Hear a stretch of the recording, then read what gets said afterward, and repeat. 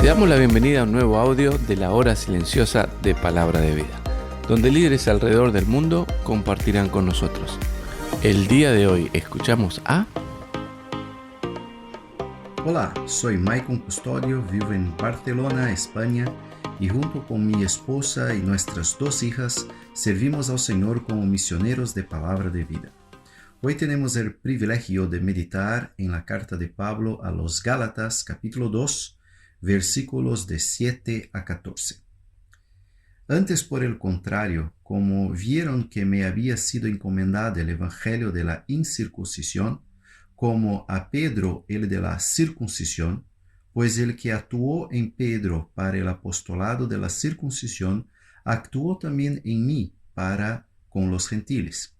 Y reconociendo la gracia que me había sido dada, Jacobo, Cefas y Juan, que eran considerados como columnas, nos dieron a mí y a Bernabé la diestra en señal de compañerismo, para que nosotros fuésemos a los gentiles y ellos a la circuncisión. Solamente nos pidieron que nos acordásemos de los pobres, lo cual también procuré con diligencia hacer. Pero cuando Pedro vino a Antioquía, le resistí cara a cara, porque era de condenar, pues antes que viniese, algunos de parte de Jacobo comía con los gentiles, pero después que vinieron, se retraía y se apartaba porque tenía miedo de los de la circuncisión. Y en su simulación participaban también a otros judíos, de tal manera que aún Bernabé fue también arrastrado por la hipocresía de ellos. Pero cuando vi que no andaban rectamente conforme a la verdad del evangelio, dije a Pedro delante de todos: si tú, siendo judío, vives como los gentiles y no como judío, ¿por qué obligas a los gentiles a judaizar? Bueno, en este pasaje vemos que la verdad del evangelio estaba a ser amenazada. Había una tensión entre judíos y gentiles convertidos al cristianismo.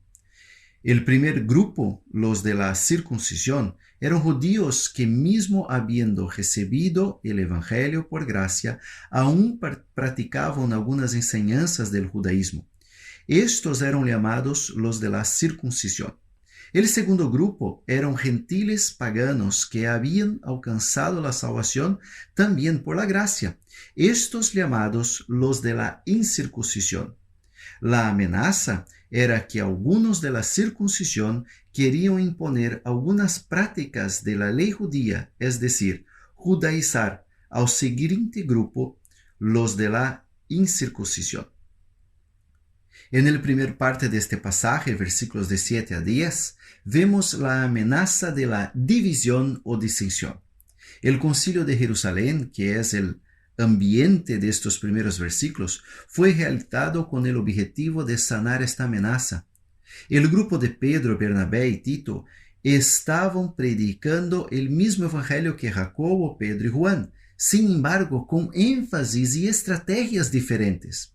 Los primeros tenían un enfoque a los gentiles y los segundos a los judíos, pero el propósito era el mismo: anunciar la salvación por gracia por medio de la fe. Las diferencias no son problemas para Dios, pero son para el ser humano. Unidad no significa igualdad. Somos el mismo cuerpo en Cristo, pero no todos desarrollamos la misma actividad, como dice en Efesios capítulo 4.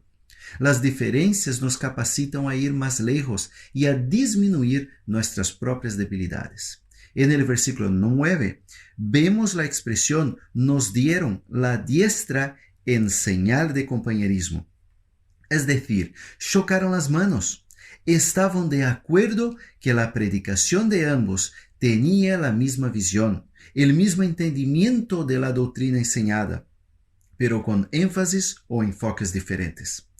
En la segunda parte de este pasaje, versículos de 10 a 14, encontramos la segunda amenaza, la hipocresía.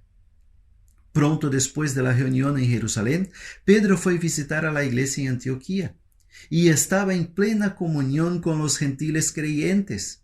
En aquel tiempo, comer con gentiles significaba aceptación, es decir, que pertenecían a la misma familia. Sin embargo, cuando vinieron algunos judíos cristianos de parte de Jacobo, Pedro se apartó de los gentiles, como si estuviera haciendo alguna cosa pecaminosa. Dice que otros judíos y hasta Bernabé fueron arrastrados por la hipocresía de ellos. Pedro tuvo temor de lo que irían pensar los de la circuncisión, pues él era creyente hebreo. ¿Por qué Pedro actuó así, justo después de la reunión en Jerusalén, donde se habían puesto de acuerdo? Antes que critiquemos a Pedro, examinemos nuestra propia vida. En nuestra vida espiritual, ¿somos coherentes entre la predicación y la práctica? ¿Vivimos aquello que enseñamos o creemos? ¿O somos hipócritas? Pedro había sido un judío ortodoxo, nacido dentro del judaísmo. Era un gran desafío cambiar los principios y prácticas enseñados toda su vida por su familia y su cultura. No obstante, sabemos que eso fue un resbalo de su fe. Pedro ya había aceptado la unidad entre judíos y gentiles convertidos. Basta recordar el episodio con Cornelio en Hechos capítulo 10. No obstante, era una lección difícil de aprender. Por eso Pablo le reprendió, pues su actitud estaba contradiciendo la verdad del Evangelio que nos hace libres. Es decir, su predicación era diferente de su práctica, de su testimonio. Eso era tan perjudicial que otros judíos y hasta Bernabé estaban siguiendo su mal ejemplo. Coherencia significa conexión, relación o unión entre unas cosas y otras. Nuestras acciones deben estar unidas a lo que creemos. Si no, podemos decir que vivimos una vida sin sentido. ¿Es así tu vida? ¿Estás a vivir una vida sin sentido? Pida a Dios que te ayude, que tu vida sea coherente entre tu predicación y tu práctica. Cada uno es responsable delante de Dios de actuar coherente con su palabra. Charles Swindoll dijo, estoy convencido que la vida es un 10% lo que me pasa y un 90% cómo reacciono ante ello. Nosotros estamos a cargo de nuestras actitudes.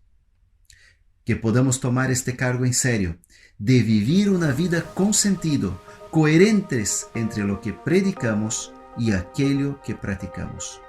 Fuerte abrazo y que Dios te bendiga. Gracias por escucharnos. Recuerda que este audio no reemplaza tu tiempo a solas con Dios. Te animamos a que escribas tus aplicaciones personales. Hasta mañana.